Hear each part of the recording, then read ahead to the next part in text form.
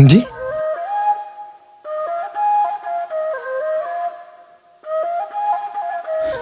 እዚች ምድር ላይ ለመኖር ምንም ይቀረኝ ምክንያት የለም። ምንም ነገር የለኝም። የሚወደኝ ሰው የለም። ስራ የለኝም። ገንዘብ የለኝም። ሄኖክ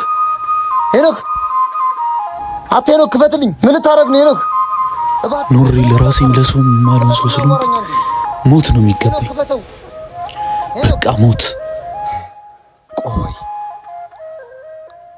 አሻው ይደሰት ለተለቀቱ በያይከፋው አዘናከፋ ቢከፋ ቢለማም ያለ ኑሮ ምን አይገና ጉዳት ጤና ሸራስብበት በሰጠህ አይዞህ